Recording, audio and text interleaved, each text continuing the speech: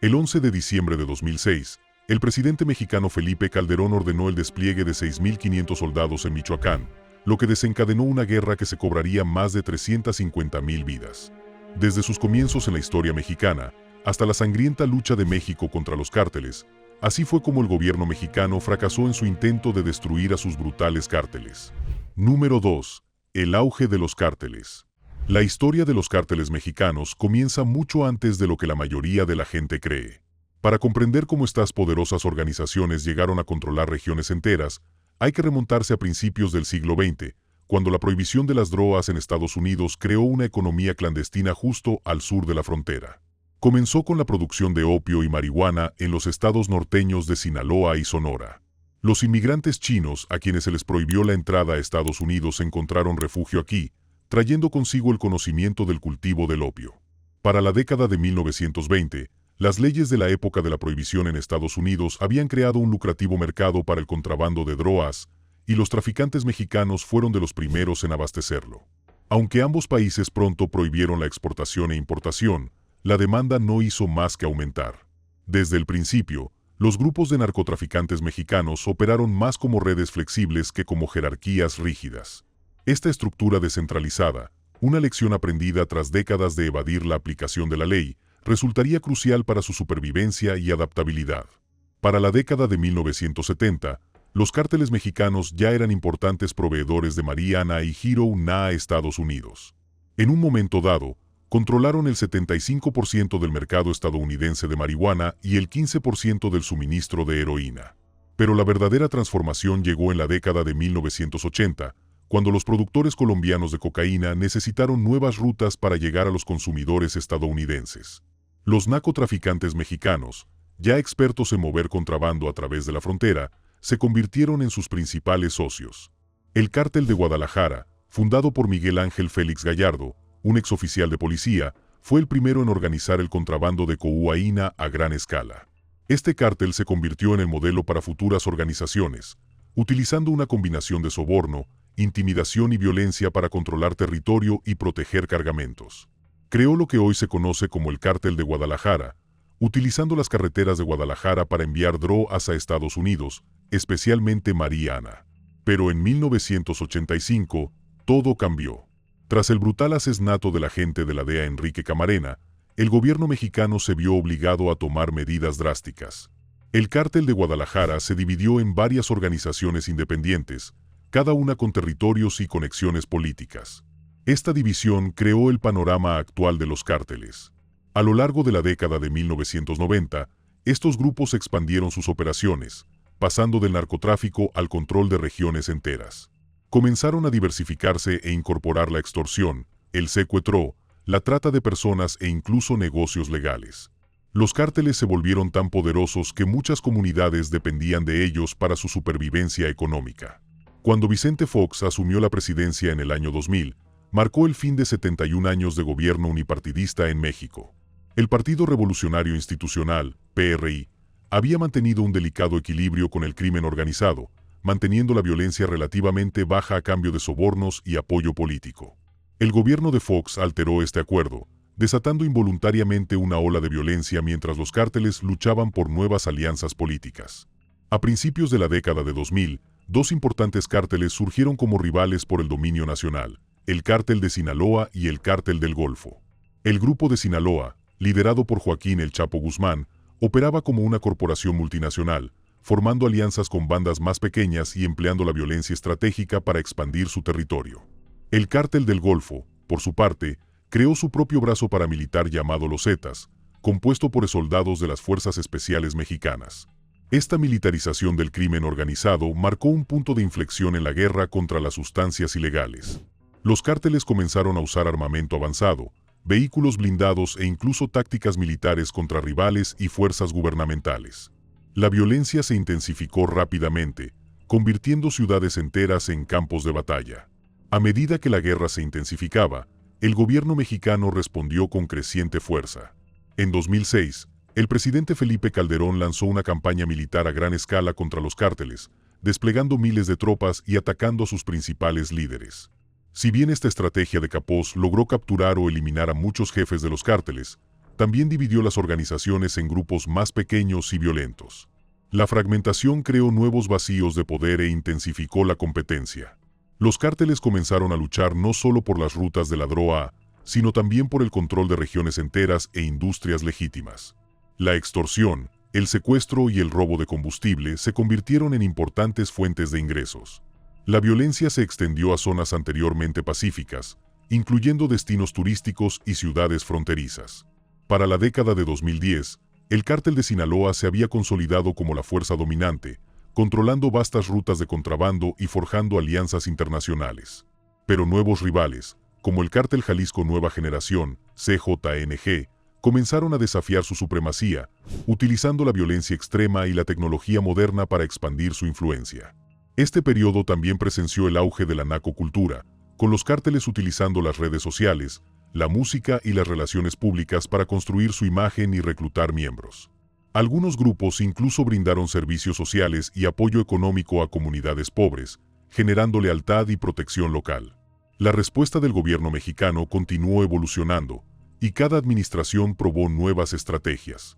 Algunas se centraron en reducir la violencia en lugar de eliminar a los cárteles. Otros intentaron abordar las raíces sociales y económicas de la delincuencia.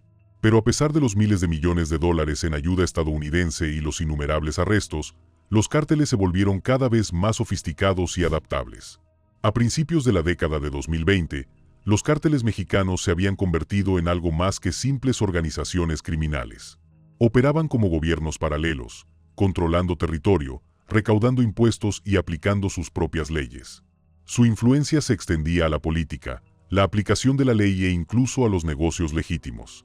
Hoy en día, estas organizaciones controlan aproximadamente un tercio del territorio mexicano.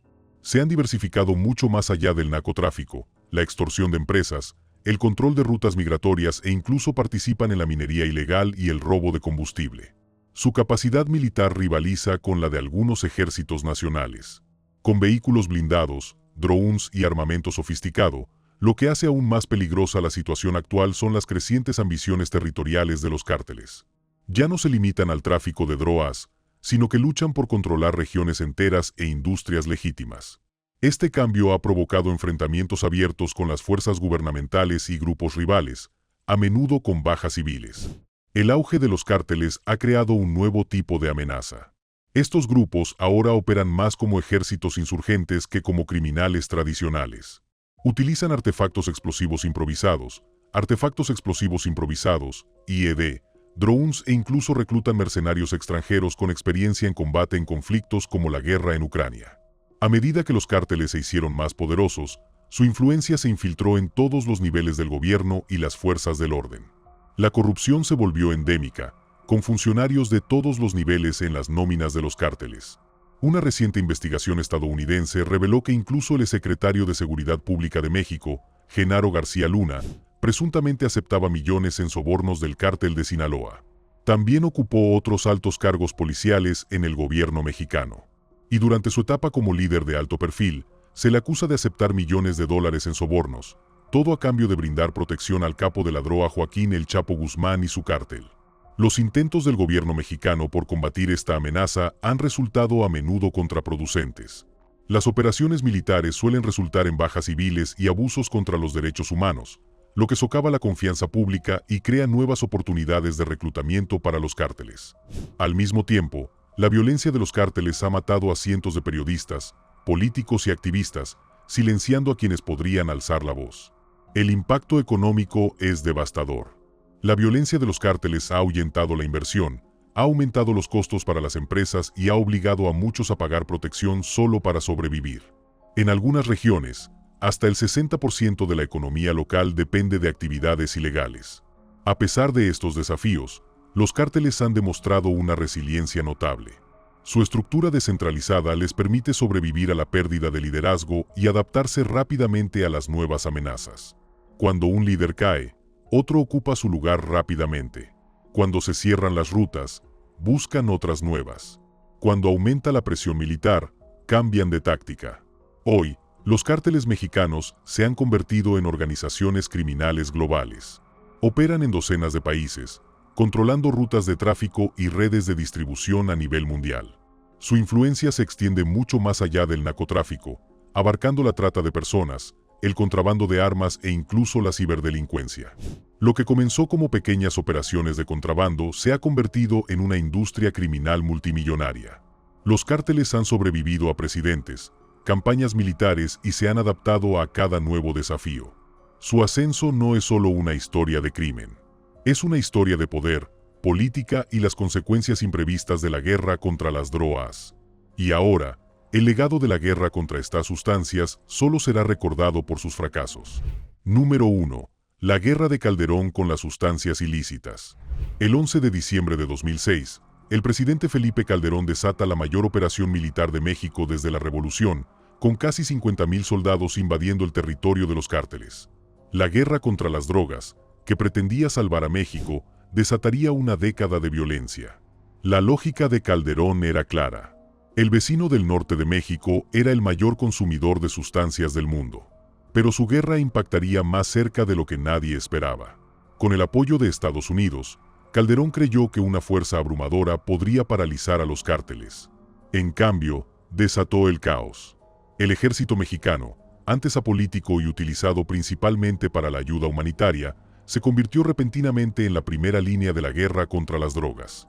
La policía local, durante mucho tiempo comprometida con el dinero de los cárteles, fue relegada a un segundo plano cuando el ejército asumió el control de la seguridad pública. En muchos lugares, los soldados ahora supervisan a la policía local en la lucha contra el crimen organizado. En el estado occidental de Sinaloa, este coronel del ejército afirma que sus soldados han arrestado a numerosos narcotraficantes y decomisado cientos de sus armas, incluyendo ametralladoras de alta potencia, granadas y rifles de asalto.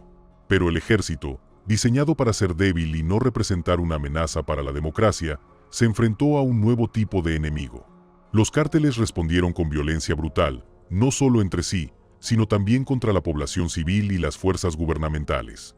Las denuncias sobre abusos militares se dispararon. La Comisión Nacional de Derechos Humanos documentó un aumento del 800% en las denuncias contra el ejército tras el inicio del despliegue de tropas. Pero Calderón siguió adelante, convencido de que podía ganar esta guerra. El gobierno se atribuyó importantes victorias, arrestando a docenas de líderes de cárteles e incautando miles de armas. Pero cada captura creó vacíos de poder que desataron aún más violencia. Los cárteles se fragmentaron, formando facciones más pequeñas y brutales que se disputaban el territorio. Para 2010, las tasas anuales de homicidios se habían triplicado. La violencia se volvió tan intensa que ciudades enteras como Ciudad Juárez registraron tasas de homicidios que rivalizaban con las de zonas de guerra. El costo humano aumentó. Al final del mandato de Calderón en 2012, las cifras oficiales indicaban 50,000 fallecidos. Estimaciones independientes sitúan la cifra en más de 120,000 fallecidos y 27,000 desaparecidos durante su sexenio. Regiones enteras se convirtieron en campos de batalla. La presencia militar, destinada a restablecer el orden, alimentó nuevos conflictos, ya que los cárteles se enfrentaban tanto al gobierno como entre sí por el control de lucrativas rutas de contrabando. Los críticos advirtieron que tratar la guerra contra las drogas como una insurgencia solo justificaría una mayor militarización y abusos. Pero con el apoyo de Estados Unidos, incluyendo $1.500 millones en ayuda a través de la Iniciativa Mérida, Calderón redobló sus esfuerzos. De hecho, durante mi gobierno, incautamos más de 90,000 armas a los criminales. Y me refiero a unas 50,000 armas de asalto, rifles de asalto AR-15, ametralladoras, más de 8,000 granadas y casi 10,000 millones de balas. La verdadera magnitud del problema se hizo evidente de manera progresiva y alarmante. Los cárteles del narcotráfico tenían acceso irrestricto a armamento de grado militar sofisticado que llegaba en cantidades masivas desde Estados Unidos.